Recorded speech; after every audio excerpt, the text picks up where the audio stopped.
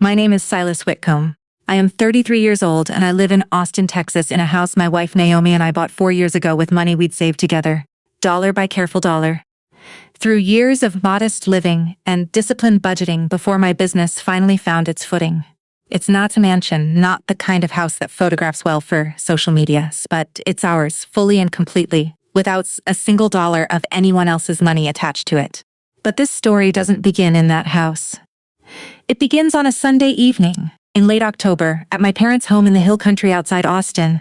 At a dinner my mother had organized to celebrate my father's retirement after 38 years working as a regional manager for an industrial supply company, a milestone I genuinely wanted to celebrate, having watched my father work himself to exhaustion for decades to provide for our family, even as I understood, more clearly than perhaps anyone else at that table, exactly how much of that provision had been unevenly distributed. The dinner itself was lovely. In the specific way my mother always managed to make family gatherings feel. The good china out, candles lit along the length of the dining table, a beef tenderloin that had clearly taken considerable effort to prepare. My wife Naomi sat beside me, and my sister Vanessa sat across from us with her husband Trent, both of them radiating a specific kind of anticipatory energy throughout dinner that I noticed but didn't fully understand until dessert had been served, and my father, clinking his wine glass gently to gather everyone's attention, stood up to make what I assumed would simply be a retirement toast. "I want to say a few words," my father began, his voice carrying the particular warmth he reserved for significant occasions, "about this next chapter for your mother and me, and about how we want to use this transition to make sure our family is set up well for the future." I remember feeling genuinely moved in that moment, thinking he was about to express gratitude for the years of hard work, perhaps reflect on the family's journey together. I had no idea what was actually coming. "Your mother and I have decided," he continued, "that now is the right time to help set Vanessa and Trent up for real, lasting success.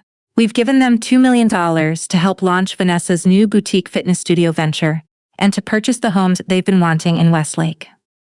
The room went quiet for a moment, and I remember the specific, disorienting sensation of trying to process what I'd just heard, my mind initially assuming I must have misheard the number, that surely he'd said something smaller, something that made more sense given what I knew of my parents' modest, decades-long accumulated savings from a career in industrial supply management.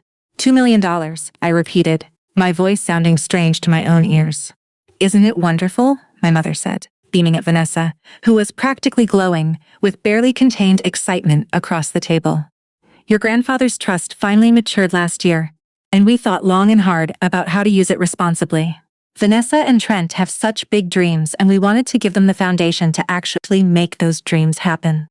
I sat there for a long moment, processing not just the staggering figure itself, but the specific phrase my mother had used. Your grandfather's trust, a trust I had genuinely never known existed, despite being, as far as I understood family history, equally entitled to whatever inheritance my grandfather Augustus Whitcomb had left behind when he passed nearly 6 years earlier.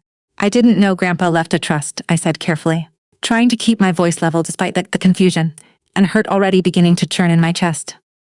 "It was complicated, sweetheart," my mother said, her tone carrying the specific breeziness she deployed whenever she wanted to smooth over something uncomfortable.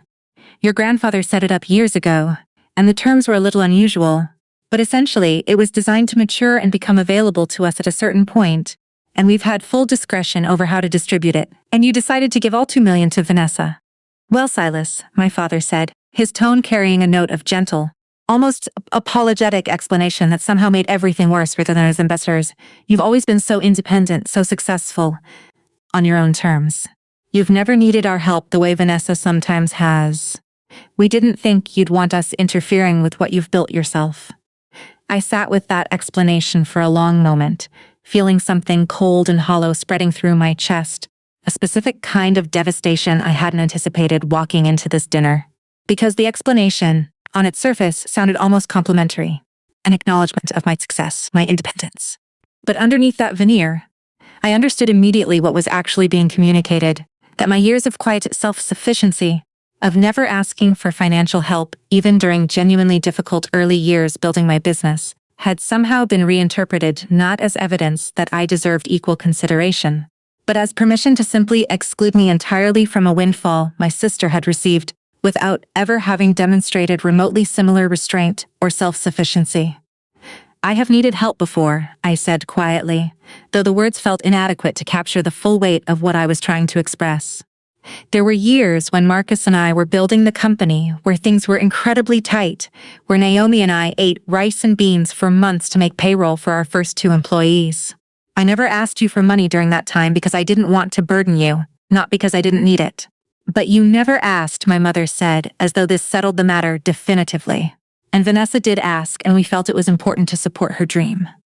I glanced across the table at Vanessa, who had the good sense, at least, to look slightly uncomfortable rather than openly triumphant, though I could see beneath that discomfort something that looked uncomfortably close to satisfaction. The specific satisfaction of someone who had once again successfully secured the family's resources through the simple, effective strategy of asking directly and confidently for what she wanted, a strategy she had employed successfully throughout her entire life. Silas, please don't make this about comparison, Vanessa said, her voice carrying a practiced, wounded quality I recognized immediately from decades of similar conversations. This is such an exciting moment for Trent and me, and I really don't want it overshadowed by you making everything about fairness. I'm not trying to overshadow your excitement, Vanessa. I'm trying to understand why our parents apparently had access to $2 million this entire time. Money that could have meaningfully changed both our lives, and chose to give the entirety of it to you, while I received literally nothing, not even a conversation about the possibility. Trent, who had remained mostly silent throughout this exchange, finally spoke up, his tone carrying a specific defensive edge.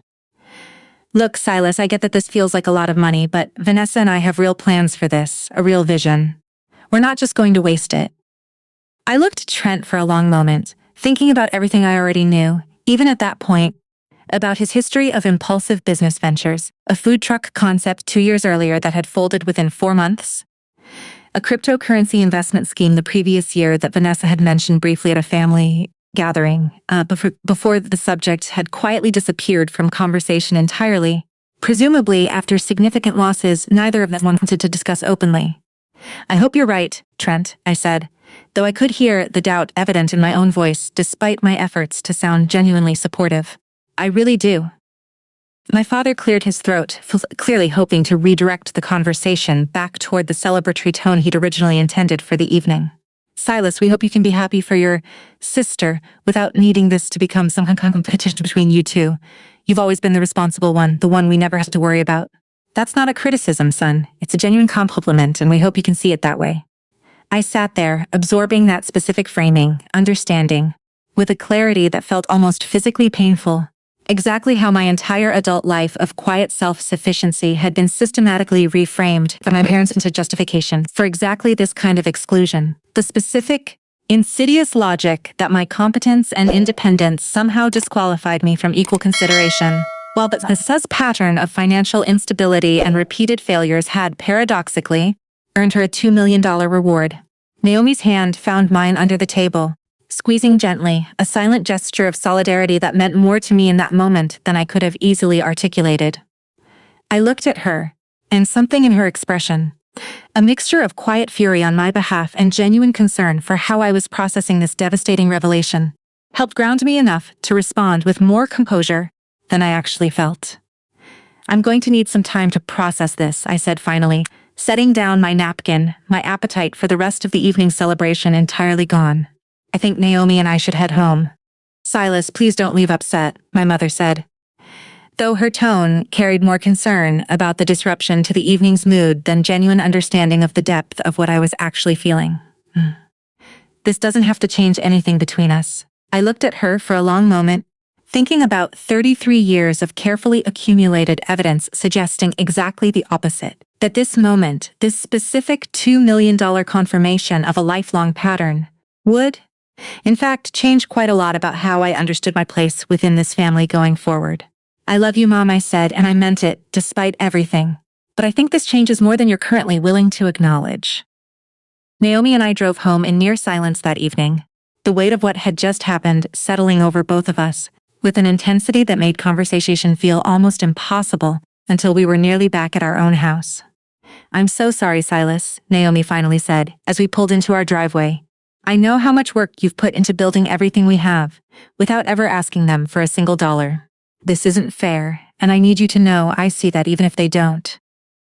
I sat in the car for a long moment before responding, staring at the house we'd built entirely on our own terms, feeling a complicated mixture of genuine pride in what we'd accomplished independently and a fresh, aching grief at the confirmation that 33 years of trying to be the reliable, self-sufficient son had apparently earned me nothing more than permission to be quietly excluded from an fall that could have meaningfully changed our own financial trajectory. "I don't know what happens now," I said honestly, "but I know I can't just pretend tonight didn't happen. I can't keep operating like this is normal, like this is fine."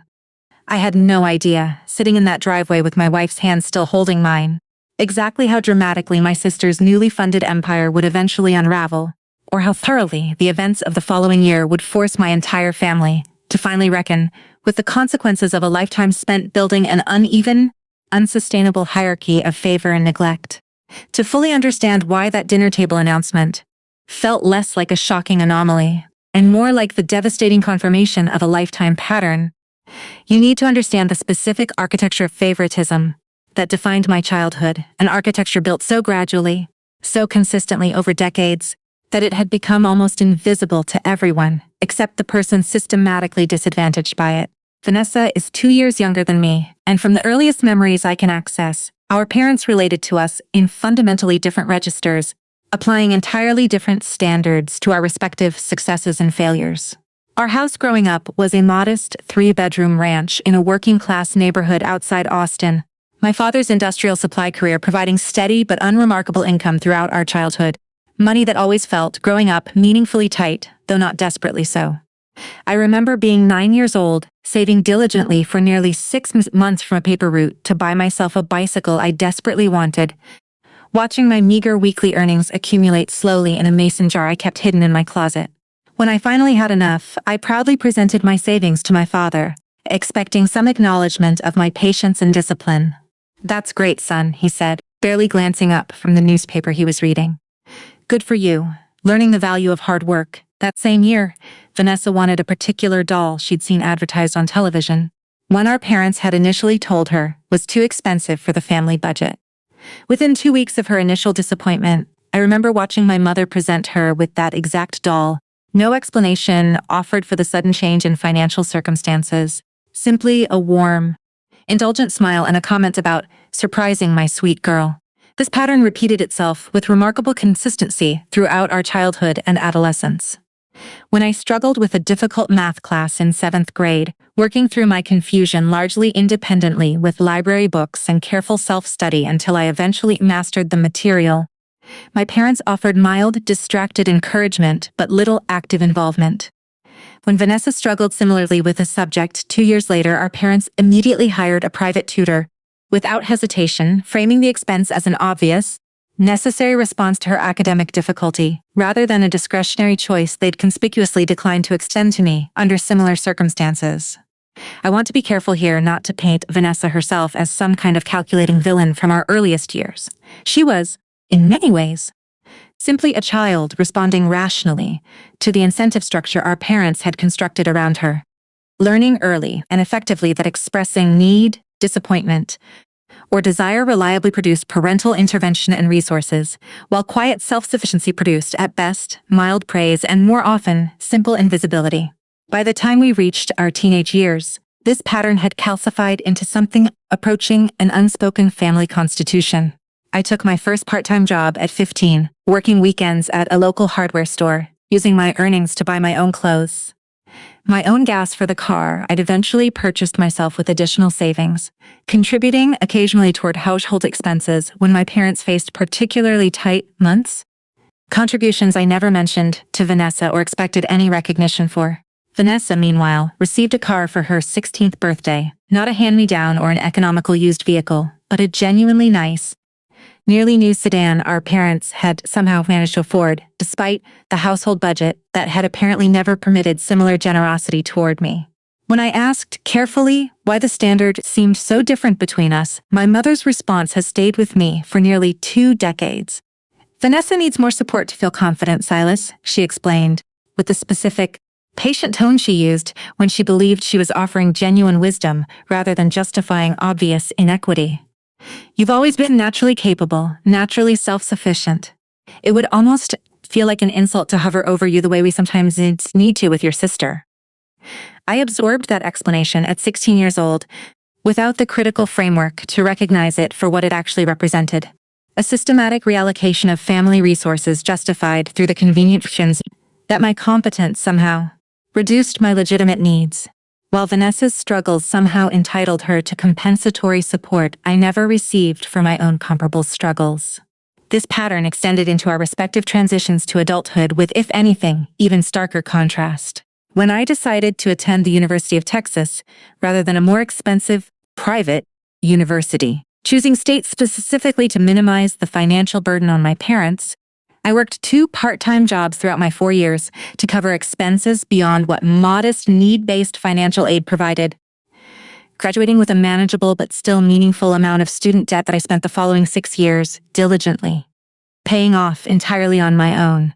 Vanessa, choosing a considerably more expensive private university 2 years later, had her entire tuition covered by our parents without hesitation, alongside a monthly stipend for living expenses that exceeded what I'd earned working 2 jobs throughout my own college years.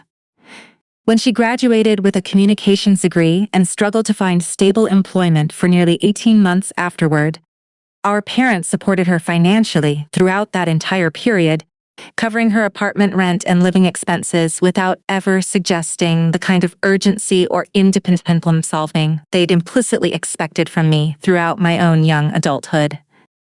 I remember a specific conversation with my father during this period when I mentioned, carefully and without particular accusation, that I'd noticed some difference in how financial support seemed to flow toward Vanessa compared to my own experience. "Silas, you've never needed us to bail you out of anything," he said, his tone carrying genuine confusion at why this might be a source of resentment rather than pride. "That's a credit to your character, not evidence of unfairness. Your sister's path has just looked different than yours." I understand now, with the clarity that comes from considerable distance and reflection, that my father genuinely believed this explanation, that he had constructed, over decades, a comfortable narrative in which unequal treatment simply reflected unequal need rather than unequal generosity. A narrative that conveniently absolved him and my mother from ever having to examine the actual pattern of favoritism they'd built their parenting around. There's a particular memory from my mid-20s that crystallizes this dynamic with painful clarity. I had started my first serious attempt at entrepreneurship, a small web development consultancy I was building alongside my day job, working evenings and weekends to gradually build a client base, sacrificing considerable personal time and comfort in pursuit of eventual independence. During this period, I mentioned to my parents during a family dinner that cash flow was genuinely tight as I tried to reinvest early profits back into growing the business, that I was living quite modestly to make the math work. Neither of my parents offered any financial assistance during that conversation, though they expressed vague, supportive interest in my little side project, a characterization that stung considerably given how seriously I was actually approaching what would eventually become my genuine career. That same year, Vanessa mentioned during a similar family dinner that she was interested in starting her own boutique clothing resale business, an idea she'd apparently developed after watching several social media influencers describe similar ventures. Within a month, my parents had provided her with an initial investment of $15,000 to launch this venture. A business that, I should note, folded within 8 months, the initial investment entirely lost, with no similar consequences or reduced parental support following that failure. I confronted my mother about this specific disparity once several years ago during a rare moment of genuine vulnerability I allowed myself with her. "Mom, I need to understand something. Why did Vanessa get $15,000 for a business idea she'd had for maybe a month, while I was struggling to build my own business for years without any similar support?" My mother's response, delivered with what I recognized even then as genuine, if misguided, conviction, has remained with me as perhaps the clearest possible articulation of the family's actual operating philosophy. "Because Vanessa needed the encouragement, Silas. She's more sensitive, more easily discouraged by setbacks. You've always had this incredible internal drive, this ability to push through difficulty on your own. If we'd given you that same kind of financial head start, I worry it might have actually undermined that resilience you've built. Sometimes the greatest gift we can give a strong child is trusting them to build their own success.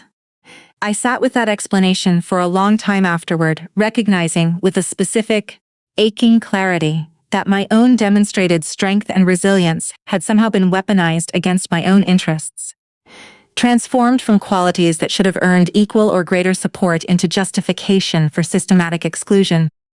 While my sister's comparative fragility and lack of follow-through had been consistently rewarded with resources and second chances, I had never once been offered for my own genuine struggles. This is the specific, cumulative history that made my parents' $2 million announcement feel less like a surprising betrayal and more like the largest, most devastating confirmation yet of a pattern I had spent 33 years slowly, painfully coming to understand. Every mason jar of carefully saved paper route earnings, every unmentioned struggle during my early business years, every quiet contribution I'd made to my parents' household expenses without ever expecting recognition. All of it had apparently been correctly interpreted by my parents not as evidence of my genuine capability and character, but as convenient permission to direct their actual generosity elsewhere, toward a daughter who had learned, effectively and consistently, that asking directly and expressing need reliably produced resources that quiet competence apparently never would. I met my business partner, Marcus DeLuca, during my sophomore year at the University of Texas in an entrepreneurship class we'd both enrolled in somewhat by accident. Neither of us particularly serious about the coursework itself, but both of us immediately recognizing something like genuine kinship in the other's restless ambition. Marcus, who'd grown up in a large Italian-American family in San Antonio, with considerably more financial resources than my own family had ever possessed, nonetheless shared my specific hunger to build something entirely through our own effort, unwilling to simply coast on whatever advantages our respective families might have offered. My old man wants me to just take over his construction business, eventually, Marcus told me once, during a late-night conversation in our shared dorm hallway during our sophomore year. But I don't want to inherit success, Silas. I want to actually earn it, you know? Build something that's genuinely mine. I understood that sentiment intimately, though for entirely different reasons than Marcus's own comfortable but constraining family expectations. We spent the remainder of our college years developing various small business ideas together, most of them modest failures that taught us valuable lessons without any significant financial consequences. A tutoring service that never gained sufficient traction, a small e-commerce venture selling college-branded merchandise that generated modest but unsustainable profits.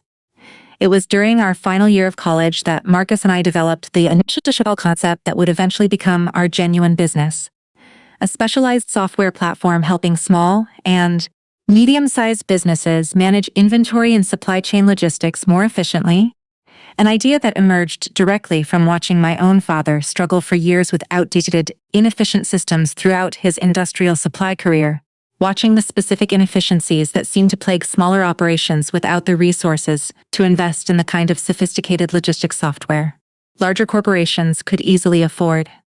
We graduated and both took entry-level jobs in our respective fields, Marcus in operations management, myself in software development, while continuing to build up our platform during evenings and weekends, treating those years as an extended, unpaid apprenticeship in both the technical and business skills we'd eventually need to launch something genuinely viable. I want to be honest about how difficult those years actually were. Years that my parents throughout the entire period characterized dismissively as my little side project, never fully appreciating the genuine sacrifice and sustained effort required to build something from literally nothing.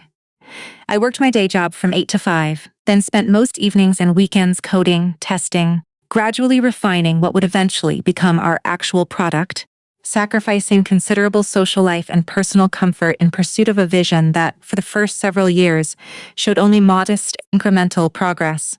Naomi and I met during this period at a mutual friend's dinner party, and I remember being genuinely nervous about pursuing a relationship given how consumed my life had become by the business, uncertain whether anyone would have patience for the specific sacrifices that pursuing this dream required.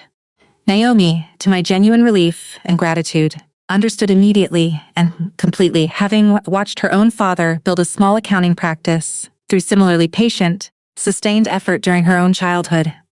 "I don't need you to be available every single evening," she told me, early in our relationship, with a directness I found immediately compelling. "I need you to be building something you actually believe in. That matters more to me than how many dinners we have together each week. Marcus and I finally launched our platform, formally 5 years after we'd first started developing it, leaving our respective day jobs simultaneously in a decision that felt, at the time, terrifyingly risky given how little financial cushion either of us had accumulated. Naomi and I had been married for just over a year at that point, and I remember the specific, sobering conversation we had about what leaving my stable salary would actually mean for our immediate financial situation. "We'll need to be careful," I told her, laying out our reduced budget with the same careful attention I'd once applied to saving for that childhood bicycle. "Really careful, probably for at least a year or two, maybe longer if things don't go the way we're hoping. Then we'll be careful," she said simply without hesitation. "I believe in what you and Marcus are building. Those first 2 years of actually running the business proved every bit as difficult as I'd feared, and considerably more difficult than even my careful planning had anticipated. We landed our first several clients through relentless, unglamorous outreach, cold calls, industry conferences, leveraging every professional connection either of us had accumulated during our previous careers. Revenue trickled in, slowly, barely sufficient to cover our modest operating expenses, and the even more modest salaries Marcus and I paid ourselves. Salaries considerably lower than what we'd earned in our previous corporate positions. Naomi and I genuinely did eat rice and beans through much of that second year, a detail I'd mentioned at that fateful family dinner, not as dramatic exaggeration, but as literal, specific truth. We canceled our modest cable subscription, drove our aging cars considerably longer than we might have otherwise, postponed the vacation we'd been hoping to take for our anniversary, all in service of preserving enough capital to keep the business genuinely viable through its most precarious early period. I never mentioned any of this specific difficulty to my parents during that period, partly out of pride, if I'm honest, out of a specific, learned expectation that mentioning genuine financial struggle would produce, at best, mild sympathy rather than actual practical support. An expectation built directly from decades of watching exactly that pattern play out whenever I'd expressed need throughout my earlier life. The business finally found genuine traction during our 3rd year of independent operation, securing a contract with a mid-sized regional distribution company that provided both meaningful revenue and, more importantly, a credible case study that helped us attract several additional significant clients over the following 18 months. By our 5th year, we'd grown to a team of 12 employees, generating revenue that allowed Marcus and I to finally pay ourselves genuinely competitive salaries, revenue that continued growing steadily as our reputation within our specific industry niche solidified. Throughout this entire period of gradual, hard-won success, my parents' engagement with my business remained oddly distant, characterized by polite but not particularly curious interest whenever the subject arose during family gatherings. I don't believe my father, even now, fully understands the specific technical or business complexities of what Marcus and I actually built, though he's expressed, at various points, a kind of generic pride in my success that never quite translated into genuine curiosity about the actual substance of what that success represented. What my parents also never fully understood, or perhaps chose not to acknowledge, was the quiet financial support I provided them throughout several difficult periods during my own business's growth. When my father's company underwent significant layoffs during his final decade of employment, creating several months of genuine uncertainty about his continued position, I quietly covered several mortgage payments without ever explicitly telling them the source of the unexpected extra income they'd occasionally mention receiving during that period, having arranged the transfers through a mutual family friend, specifically to avoid the awkwardness of direct acknowledgement. When my mother required an unexpected medical procedure 4 years ago, one their insurance covered only partially, I covered the remaining $11,000 in expenses directly, again without seeking any particular recognition or gratitude, understanding this simply as an obligation I felt toward parents I genuinely loved despite the complicated history of unequal treatment I'd spent years learning to accept as simply the unchangeable shape of our family dynamic. I mention these specific instances of quiet support not to paint myself as some kind of saint, but to illustrate the genuine asymmetry that had come to define my relationship with my family by the time of that devastating dinner announcement. A relationship in which I had consistently provided support without expectation of reciprocity or recognition, while apparently being simultaneously and systematically excluded from resources my parents had clearly possessed and were fully willing to extend generously toward my sister. Marcus, who had become continuously close with both Naomi and me over our years of building the business together, was among the first people I called after that fateful dinner, needing someone outside my immediate family to help me process the specific, disorienting devastation of what had just occurred. $2 million, he repeated, his voice carrying genuine disbelief. And they gave you nothing? After everything you've quietly done for them over the years? They don't know most of what I've done for them, Marcus. That's sort of the point. I never told them because I never expected or wanted recognition for it. Maybe that's exactly the problem, though, Marcus said carefully. Maybe your parents have spent your entire life interpreting your silence about your own struggles and your quiet generosity as evidence that you simply don't need anything from them, when really it's evidence of exactly how much you've been carrying without any acknowledgement at all. I sat with that observation for a long time after our conversation ended, recognizing, with a specific, uncomfortable clarity, that Marcus had identified something important about my own role in perpetuating this dynamic.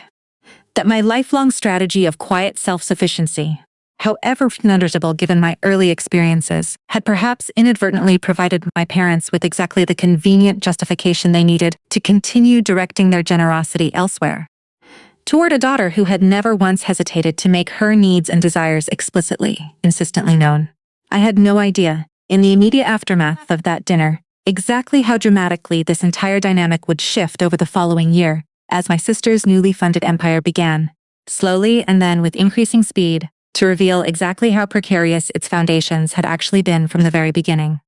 Within weeks of receiving the $2 million gift, Vanessa and Trent's lifestyle transformed with a speed that left much of our extended family, myself included, genuinely startled by the pace and scale of the change.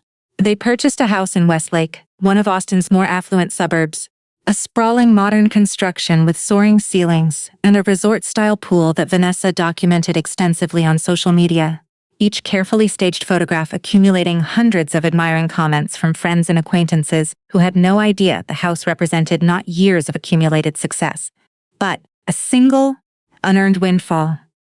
The boutique fitness studio Vanessa had mentioned at that fateful dinner materialized within 2 months. A sleek space in a trendy shopping district, featuring the kind of expensive equipment and elaborate interior design that suggested considerably more capital investment than genuine business planning. I remember visiting the studio once, shortly after its opening, at Vanessa's enthusiastic insistence, and being struck by the specific disconnect between the impressive physical space and what seemed like a genuinely thin operational foundation underneath it. A business plan that seemed to consist primarily of Vanessa's confidence that her personal charisma and social media following would naturally translate into a sustainable client base, without much apparent attention to the actual financial mechanics of running a fitness business profitably. We're going to be the premier boutique fitness experience in Austin, Vanessa told me during that visit, gesturing expansively around the space, which featured, among other things, a juice bar staffed by 2 employees I couldn't imagine the modest membership base actually supporting financially. This is just the beginning, Silas. We're already talking about a second location within the year.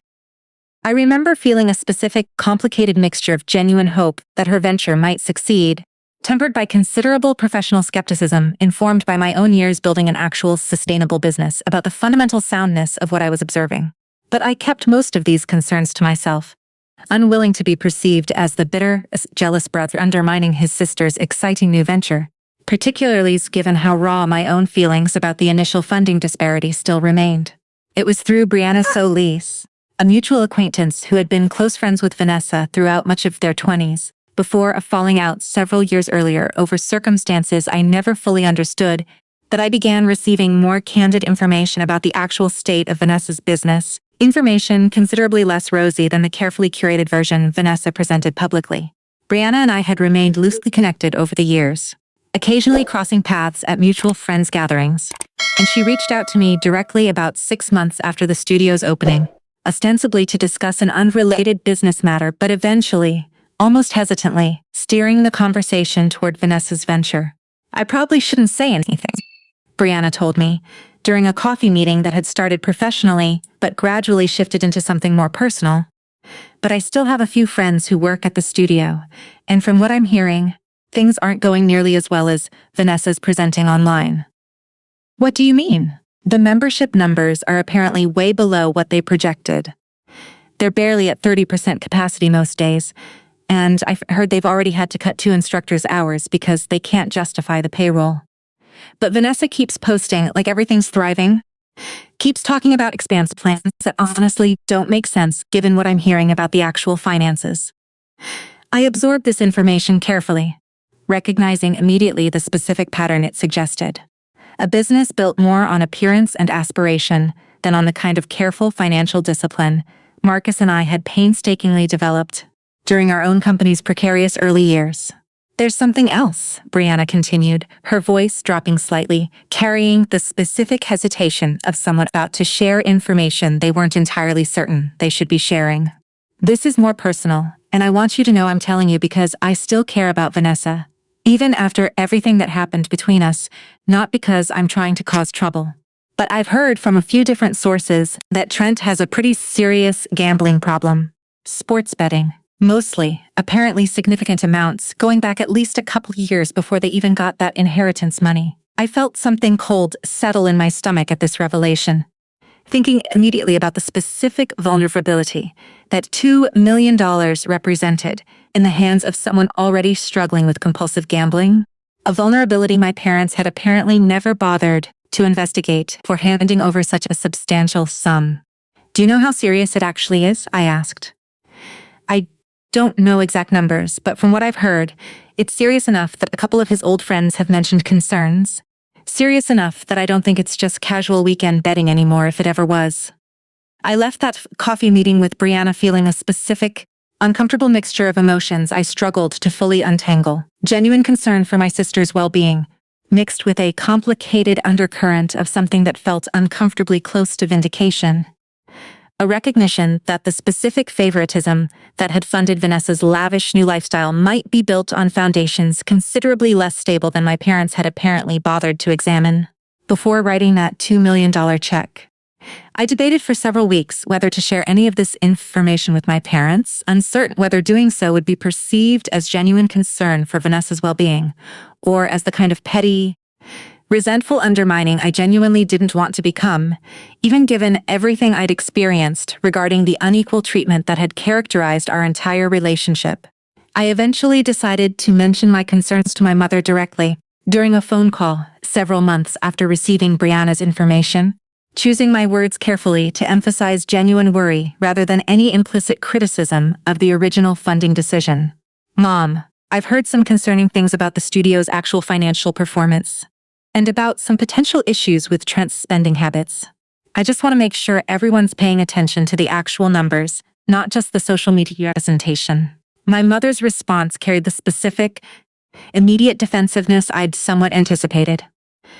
Where are you hearing this, Silas? I hope you're not spreading rumors about your sister's business. I'm not spreading rumors, Mom. I'm sharing information from someone with direct knowledge of the studio's operations, because I'm genuinely concerned. This is a lot of money, and if there are real problems developing, I think it's worth paying attention before things get worse. Vanessa says everything is going wonderfully. I don't understand why you can't just be happy for your sister instead of looking for problems.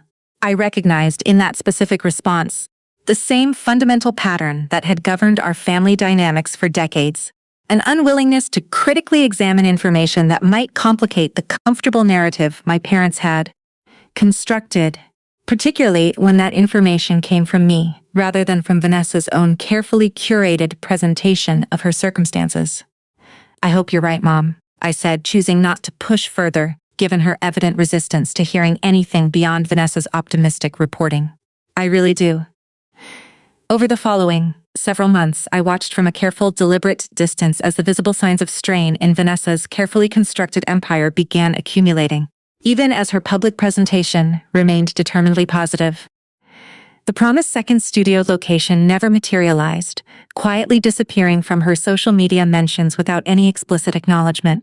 The elaborate house renovations she'd initially planned for their Westlake property, extensively documented in early planning posts, similarly stalled, with occasional comments about waiting for the right contractor that struck me given everything I now understood, as likely euphemisms for cash flow problems considerably more serious than she was willing to publicly acknowledge. I ran into Trent once during this period at a mutual friend's barbecue and noticed a specific nervous energy in his demeanor that seemed markedly different from the confident bravado he'd displayed at that original dinner announcement. He excused himself from our brief conversation somewhat abruptly when his phone buzzed, and I caught, before he turned away, a glimpse of a notification that appeared to be from a sports betting application, a detail that confirmed, at least circumstantially, what Brianna had shared months earlier. Naomi and I discussed these developments periodically during this period, both of us genuinely uncertain how to feel about the accumulating evidence of Vanessa's struggling venture, given the complicated history of favoritism that had funded it in the first place. "I don't want anything bad to happen to Vanessa," I told Naomi one evening, trying to articulate the genuinely complicated emotions I was navigating. "She's still my sister, and I don't wish genuine hardship on her. But there's also a part of me that feels like there's something important happening here, some kind of natural correction to a pattern that's felt fundamentally unfair for as long as I can remember." "I think you're allowed to hold both of those feelings simultaneously," Naomi said gently.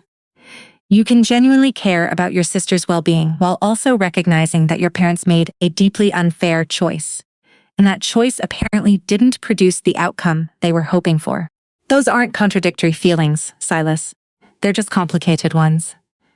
I appreciated Naomi's perspective, though it didn't entirely resolve the specific discomfort I felt watching the situation continue developing, uncertain what role, if any, I should play, as the accumulating evidence suggested Vanessa's empire was built on considerably less stable foundations than my parents had ever bothered to investigate. The first major public sign of trouble came almost exactly 1 year after that initial dinner announcement, when Vanessa's fitness studio abruptly closed its doors, an announcement she made through a somewhat vague social media post, citing unexpected business challenges and expressing gratitude to loyal clients, while notably avoiding any specific explanation for the closure's actual causes. I learned the fuller story through a follow-up conversation with Brianna, who had maintained her cautious but genuine concern for Vanessa despite their earlier falling out, continuing to receive updates from mutual friends who still worked in the fitness industry and had heard details through their professional networks. "The studio was massively overleveraged," Brianna explained during a conversation that had become something of a regular, if uncomfortable, check-in between us. "From what I understand, they'd taken out an additional business loan against the property beyond the initial investment from your parents, using the inheritance as collateral for even more borrowing than they'd originally received. When membership never materialized at the levels they needed, they couldn't service the debt, and eventually the bank basically forced the closure." I absorbed this information with a specific, sinking feeling, understanding immediately the full scope of what this meant. Not simply the loss of the initial $2 million investment, but potentially the loss of considerably more, given the apparent additional borrowing Vanessa and Trent had undertaken against an already precarious foundation. "What about the house?" I asked. "That's the part I'm less certain about. But from what I've heard, they used a significant portion of the original inheritance as a down payment, but they're still carrying a substantial mortgage on a house that expensive. If the business failure has created broader financial strain, I wouldn't be surprised if they're struggling with those payments, too." Within weeks of this conversation, I began hearing, through various family channels, increasingly concerning developments that confirmed Brianna's speculation. My mother called me directly, her voice carrying a specific anxiety I rarely heard from her throughout our entire relationship. "Silas, I need to talk to you about something serious," she said, without her usual preamble of casual conversation. "Vanessa and Trent are having some real financial difficulties. The studio failed, and apparently there was more debt involved than we initially understood, and now they're behind on their mortgage payments." "I'm sorry to hear that, Mom," I said carefully, uncertain exactly what she was working toward with this conversation, but sensing, from her tone, that this call carried some specific purpose beyond simply sharing distressing family news. "Your father and I have already given them everything we reasonably can from our own savings, trying to help them stay afloat. But it's not enough to cover what they actually need. We were hoping you might be able to help them through this difficult period, just temporarily, until they can get back on their feet." I sat with that requester for a long moment, feeling the full, painful irony of the situation settling over me with a specific, aching clarity. My parents, having given Vanessa $2 million while explicitly excluding me from any similar consideration, were now asking me to help finance the consequences of that same daughter's financial mismanagement, apparently operating under the assumption that my demonstrated success and independence obligated me to rescue circumstances I had never contributed to creating, and had, in fact, received nothing from in the first place. "Mom, I need you to understand something," I said, choosing my words with careful deliberation. "You gave Vanessa $2 million and gave me nothing, explicitly telling me it was because I didn't need help, because I was independent and self-sufficient.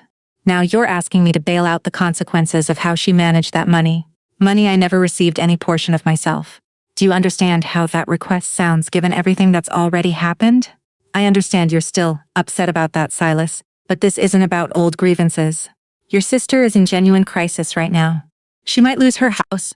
This is about family taking care of family. Family taking care of family apparently only flows in one direction in this family, Mom.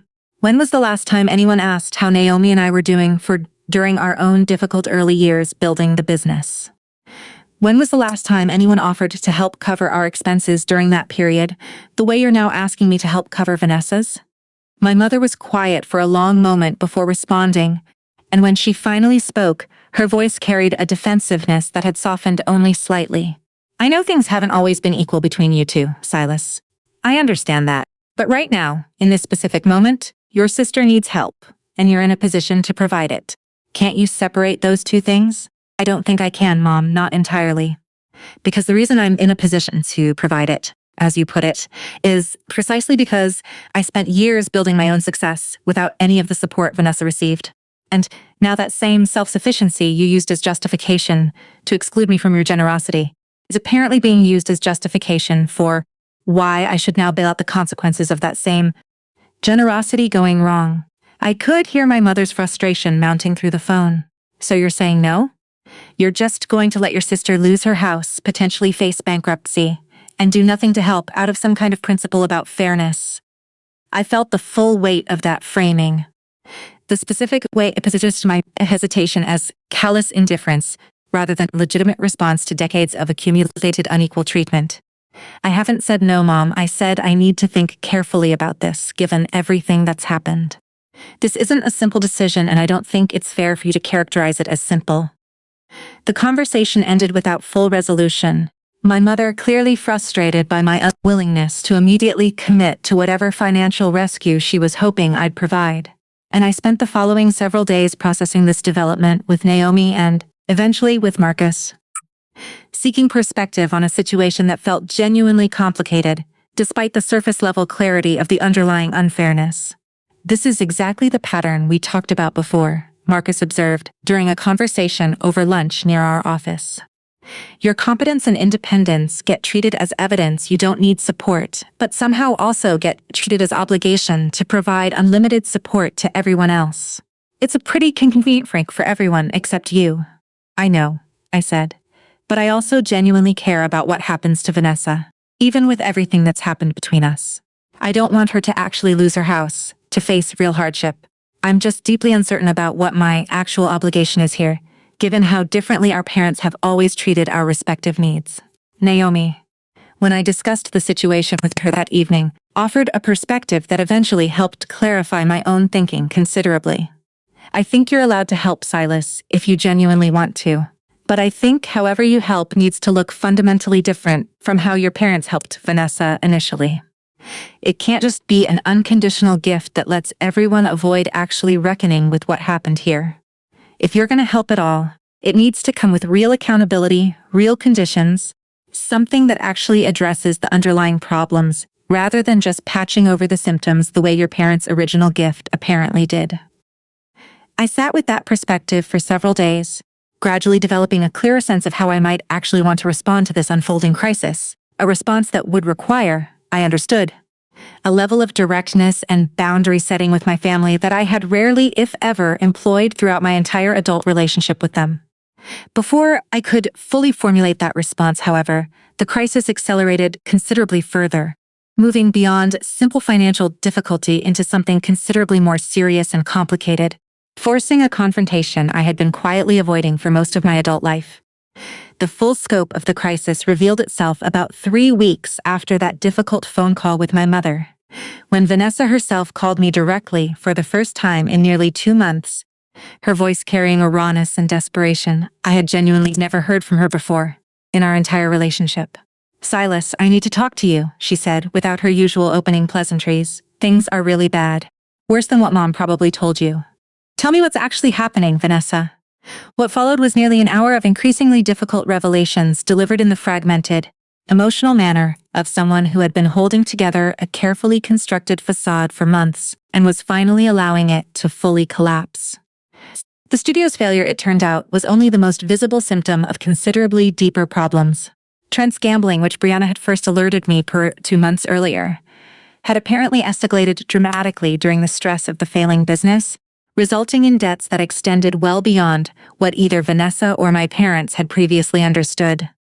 "He's been taking out loans I didn't even know about," Vanessa said, her voice breaking. "Personal loans, credit cards I never saw statements for, even a loan against his 401k from his old job. I found out about all of it maybe 3 weeks ago when a collections agency called our house directly. Vanessa, I'm so sorry. That's genuinely awful to discover. There's more," she continued, her voice dropping further. "I think he might have been having an affair too.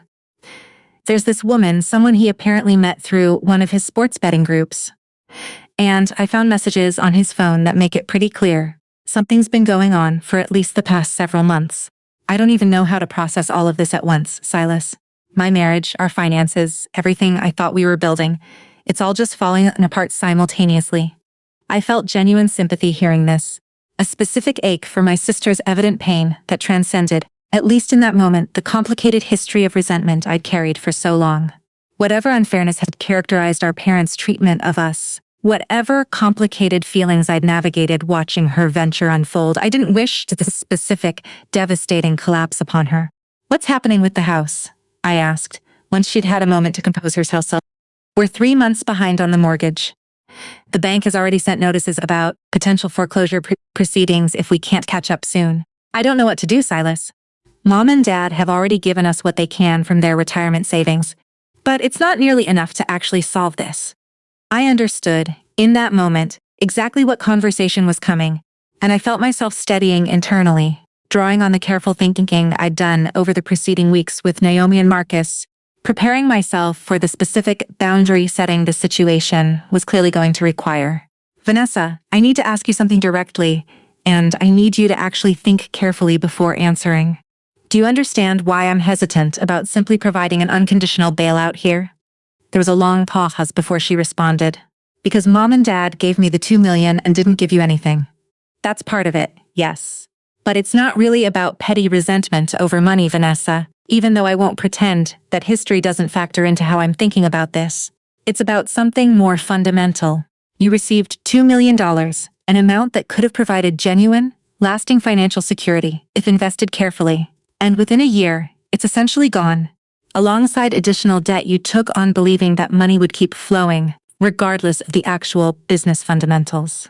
I'm concerned that if I simply write a check to solve this immediate crisis, we're not actually addressing the underlying pattern, we're just delaying the same outcome to some future point. So what? You're just going to let me lose everything? Let me go through a divorce and bankruptcy at the same time, because you're worried about some abstract pattern? I didn't say that, Vanessa.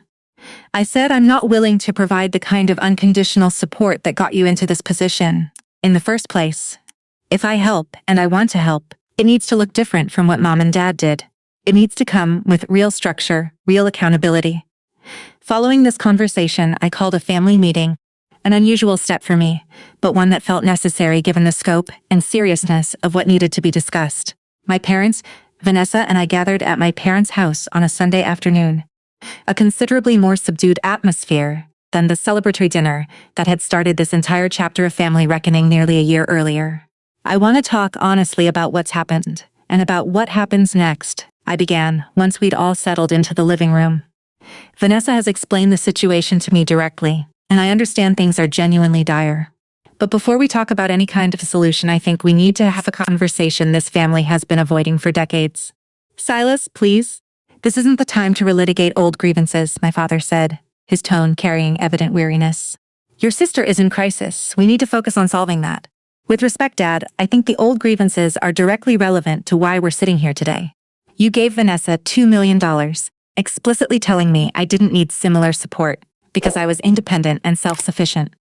That decision, and the underlying philosophy behind it, is directly connected to why we're now facing a crisis where that money is essentially gone, along with additional debt neither of you apparently knew about until recently. Are you saying this is our fault? My mother asked, her voice carrying genuine hurt. I'm saying that a lifetime of treating my competence as a reason to withhold support, while treating Vanessa's expressed needs as automatic entitlement to resources, created exactly the conditions where she never had to develop the kind of careful financial discipline that might have prevented this outcome. I'm not trying to be cruel saying that, Mom. I'm trying to name something honestly that this family has avoided naming for over 3 decades. Vanessa, who had remained quiet throughout most of this exchange, finally spoke, her voice carrying a rawness that suggested genuine self-reflection rather than simple defensiveness. He's not entirely wrong, Mom. I've never really had to figure out how to build anything slowly carefully the way Silas has. Every time I struggled, you and Dad just fixed it for me. I never learned what it actually feels like to solve a problem myself, because I never had to. I felt something shift in the room at this admission. A specific crack, finally appearing in the family's collective unwillingness to examine this pattern directly. So what do we do now? My father asked, his voice carrying genuine uncertainty rather than his usual confident authority. I'm willing to help, I said. But it needs to look different from what's happened before. I'll cover the mortgage arrears to prevent immediate foreclosure, but the house needs to be sold within the next 6 months. And any equity beyond what's needed to cover remaining debts needs to go toward Vanessa establishing genuine financial independence, not toward maintaining a lifestyle that was never actually sustainable. I am also willing to help connect Vanessa with a financial advisor, someone who can help her build actual budgeting skills and financial discipline going forward. But I'm not willing to simply write a check that lets everyone avoid the deeper reckoning this situation actually requires. What about Trent? My mother asked. That's between Vanessa and Trent to figure out, given everything she's told me about the gambling and the apparent affair. I'm not in a position to solve that part of this crisis, and honestly, I don't think money can solve it anyway. Vanessa was crying quietly at this point, though her tears seemed to carry something more complicated than simple distress. A mixture of genuine grief for everything that was collapsing, alongside what appeared to be a dawning, uncomfortable recognition of patterns she'd perhaps never previously had reason to examine. I'm sorry, Silas, she said, her voice barely above a whisper. I don't think I ever really understood, until right now, how differently things worked for you your whole life. I thought that was normal, the way Mom and Dad always helped me. I never really thought about what it meant that they never did the same for you. I don't need an apology right now, Vanessa. I need this family to actually change going forward, not just in this specific crisis, but in the fundamental way resources and support get distributed among us. My father spoke again, his voice carrying a weight I had rarely heard from him. Silas, I think we owe you a much more serious conversation than we've had today. Not just about helping your sister through this immediate crisis, but about the entire history you've just described. I don't think your mother and I ever fully understood how it felt from your perspective watching all of this unfold. I'd appreciate that conversation, Dad, genuinely. But I need you to understand something else too. Whatever we discuss, whatever acknowledgement eventually comes, it doesn't erase 33 years of a specific pattern. It can inform how this family operates going forward, but it can't undo what's already happened. The meeting continued for another hour, moving through practical details of the mortgage situation, the timeline for selling the house, the specific conditions I was proposing for my financial assistance. But underneath those practical logistics, something more fundamental had shifted in the room, a recognition, finally spoken aloud after decades of careful avoidance, that the family's entire operating philosophy around fairness and support had been built on a foundation that had genuinely harmed one child while inadequately preparing the other for the actual demands of independent adult life. In the weeks following that difficult family meeting, I worked through the practical details of my assistance with a specific Deliberate structure designed to actually address the underlying problems rather than simply patching over immediate symptoms. I connected Vanessa with Ellis Faraday, the accountant who had helped Marcus and me manage our own business finances throughout our growth years, a decision that felt appropriately full circle given how much Ellis' careful guidance had contributed to our own sustainable success. I want to be clear about something, I told Vanessa during our first joint meeting with Ellis to review her financial situation in full detail. This isn't me swooping in to fix everything for you the way Mom and Dad always did. This is me providing structure and resources to help you actually learn to manage your own financial life going forward. Ellis is going to help you build a real budget, a real understanding of your finances, but the actual discipline of following through has to come from you. Vanessa nodded, and I watched. Over the following months, something genuinely different began to develop in her approach to this crisis compared to how she'd historically handled previous setbacks, a willingness to actually engage with difficult financial realities rather than simply hoping the problem would resolve itself through some external rescue. The house sold within 4 months, at a price that, after paying off the remaining mortgage and the additional debts Trent had accumulated, left Vanessa with a modest but meaningful sum that Ellis helped her structure into a genuine emergency fund and initial retirement savings, the first such savings she'd ever actually maintained in her adult life. Trent and Vanessa's marriage, meanwhile, did not survive the crisis. The affair Vanessa had discovered proved to be ongoing rather than a brief lapse, and combined with the gambling debts and the general collapse of the financial security they'd briefly enjoyed, the relationship deteriorated beyond what either of them seemed willing to work toward repairing. Their divorce finalized about 8 months after that initial difficult family meeting, a genuinely painful process that I supported Vanessa through as best I could, without the specific financial rescue role I'd carefully avoided taking on for the underlying business and lifestyle collapse itself. It was during this period that an unexpected development emerged regarding our father's trust, one that added a final illuminating layer to the entire situation. My father, apparently prompted by the extensive conversations our family had been forced to have during this crisis, finally showed me the actual trust documentation that had governed the $2 million distribution, documentation I had never previously seen or been told existed in any detail. What I discovered, reading through those documents with Cordelia Vance, a family lawyer my father had reluctantly agreed to consult, given the complexity of untangling exactly what obligations and options the trust actually created, was considerably more complicated than the simple narrative my parents had presented at that original dinner. The trust actually specified equal distribution between grandchildren upon maturity, Cordelia explained. During a meeting my father had somewhat sheepishly arranged once he'd fully understood the implications of what the documentation actually said. Your grandfather's original intent, according to this language, was clearly for both you and Vanessa to receive equal shares of $1 million each, not for your parents to have full discretion over an undivided sum. I felt something complicated settle over me at this revelation. Not quite anger, though there was certainly an element of that, but something closer to a specific clarifying understanding of exactly how thoroughly my parents had misrepresented, whether through genuine confusion or convenient self-interest, the actual terms of an inheritance that had been explicitly designed to treat both grandchildren equally. Dad, I said, once Cordelia had finished explaining the actual trust language, did you know this when you told me Grandpa's trust matured and you decided how to distribute it? My father was quiet for a long moment, his expression carrying genuine discomfort. I understood the general terms, Silas, but I convinced myself that as trustees, your mother and I had discretion to allocate the funds according to what we believed was most needed within the family. I think I told myself that story because it was easier than confronting what the actual language specified. So you knew Grandpa intended this to be split equally, and you chose to give the entire amount to Vanessa, anyway using the same justification you've used my entire life. That I didn't need it because I was successful and independent. I did, yes. And I understand now, more clearly than I did a year ago, how genuinely unfair that decision was, separate from whatever discretion I convinced myself I had. This revelation, once fully processed, provided a specific, clarifying resolution to the crisis, though not one that unfolded without additional difficult conversation. My parents, facing the clear evidence of the trust's original equal distribution intent, along with the broader reckoning our family had been forced into over the preceding months, agreed to restructure their own remaining assets to provide me with a distribution more closely approximating what I should have originally received. I want to be honest that I approached this resolution with considerably more complexity than simple satisfaction at finally receiving comparable financial recognition. The money itself, while genuinely meaningful, felt secondary to the deeper acknowledgement it represented.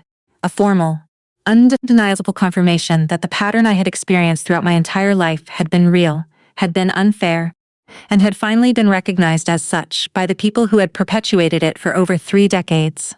I don't want this money as some kind of victory lap over Vanessa, I told my parents during the conversation where we finalized this restructured distribution. I genuinely hope she rebuilds her life successfully, that she learns real financial independence from everything that's happened. But I need you both to understand that accepting this now doesn't erase everything that came before it. It's an important correction, but it's not a magic solution to 33 years of a specific pattern. We understand that, Silas, my mother said, her voice carrying a genuine humility I had rarely heard from her throughout our relationship. We can't undo the past.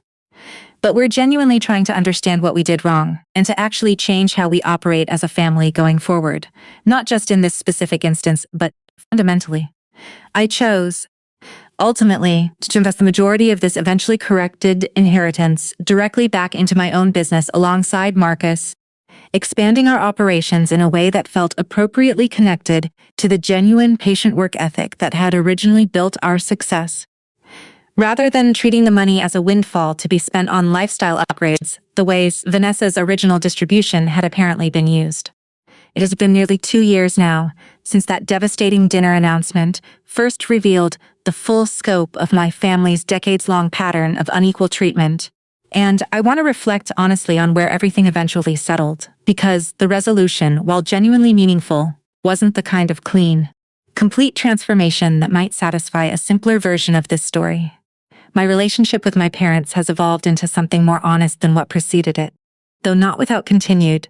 Occasional friction as old patterns occasionally resurface in smaller ways that require ongoing attention and conversation rather than one-time resolution. My father in particular has made what I recognize as genuine, sustained effort to actively include me in family decisions and conversations he might previously have simply assumed I didn't need or want to be part of. A small but meaningful shift that I've come to appreciate more than perhaps he realizes. My mother's progress has been somewhat slower, more halting, though I've noticed genuine moments of growth.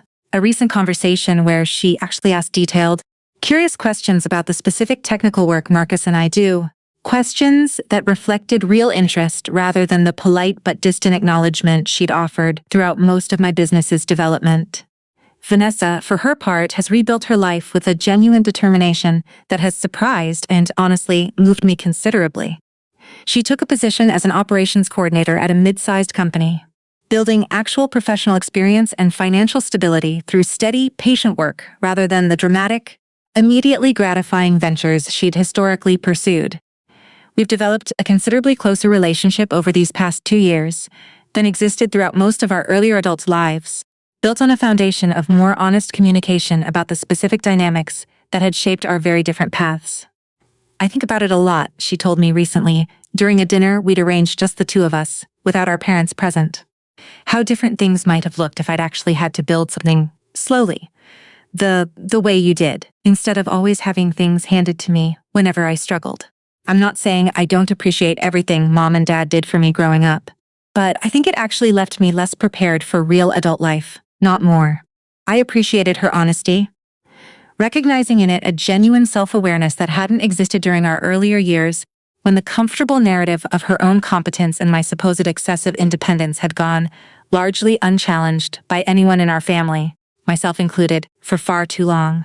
Naomi and I welcomed our first child 8 months ago, a daughter we named Iris, and I think often, watching her grow, about the specific values I want to model for her as she develops. A genuine commitment to fairness that doesn't confuse a child's demonstrated competence with reduced need for support, and doesn't confuse a child's expressed struggles with automatic entitlement to unlimited resources, regardless of underlying patterns of behavior. Marcus and I have continued growing our business steadily, now employing over 30 people, having built something genuinely substantial through years of patient, Careful work that never once depended on family financial support. A source of pride that feels, if anything, deepened rather than diminished by everything that eventually transpired regarding the inheritance, and my family's belated recognition of their historical unfairness. I think often about that specific phrase my parents used throughout my entire childhood and young adulthood. You've always been so independent, you don't need help. And about how thoroughly that framing obscured the actual reality of what independence and self-sufficiency genuinely require. Not an absence of need, but a willingness to meet genuine need through sustained, difficult effort rather than expecting it to be automatically fulfilled by others.